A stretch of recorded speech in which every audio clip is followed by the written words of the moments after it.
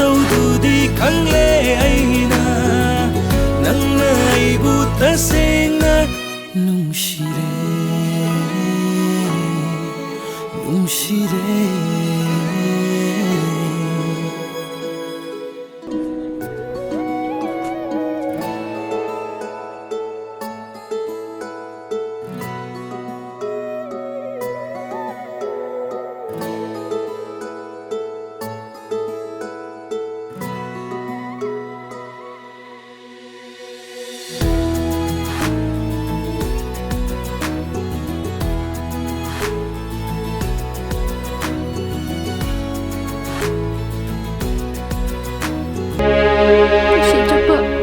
Kainarojiko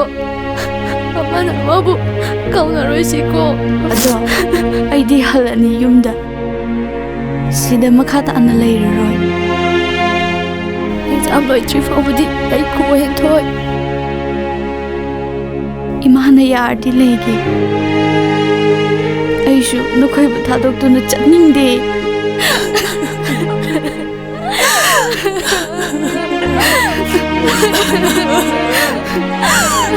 Imai pema aina na haidro doctor oiloi shi haina sauningkre asona na ga hek sanga tawradana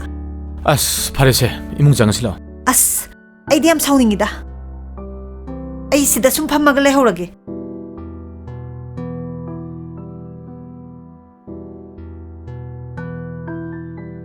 hai ai le sidi thandi nangna nananakta aina telegram lehndi haidaina Haiba, adudi madi akhoi na mo on khrani ye.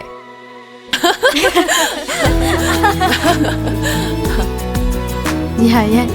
tamo do, masaka do lum lauradana koi tek tuga hana dagi pam nari kan sida nangdi hana dagi attack hetaw ngamdi. Imadi amuktang di yang ningkreda asing berima haujipu aina amuk nangonda phagi tawkhidro ngaiko masak mataw kamdauge ima masaki wadi haikandi yam phase aduni dana jana tawbu soi habro ima adudi ahing office tringai pura mura hoyai soinuko hoima imadi ne yingning bana loire soibe adi haisni ko hoima ai soira eda oh adudi kari ho akhoi imanbi tamna do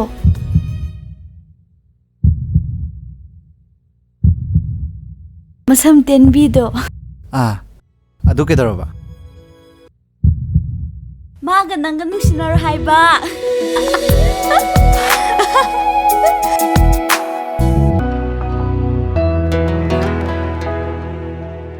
Momocha kadai no imodi kadai no haiba aina nga saidagi wada ngairaga leiraga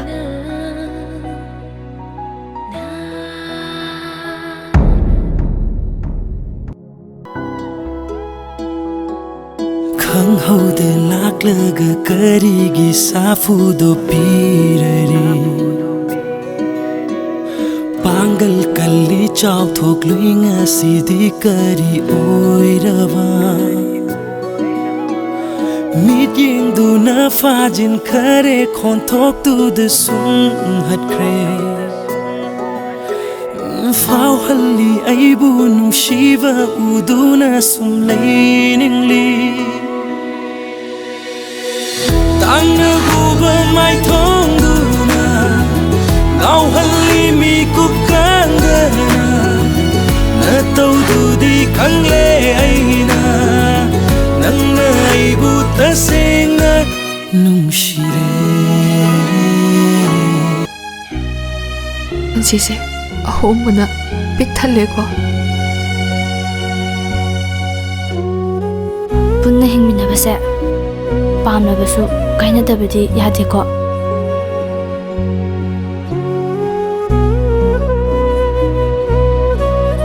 masi police na karam kanda pundoina haiba ngamde ang punba phangadaba mandreda adubu paudi adum phana sikwa Dimocha kaino ꯅꯪꯅ ꯇꯧꯔꯤꯁꯤꯕꯣ?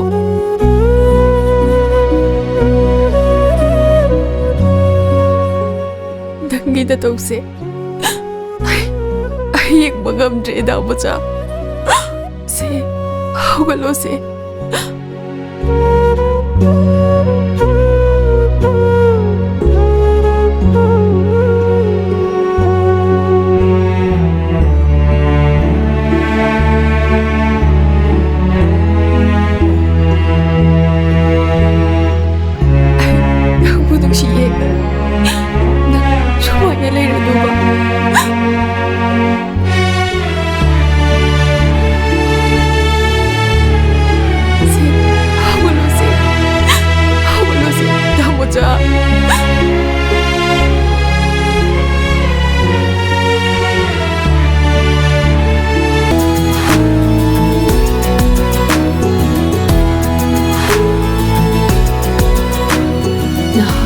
ꯗꯥꯃꯣꯆꯥꯅ ꯄꯤꯔꯛꯈꯤꯕ MI3ꯗꯣ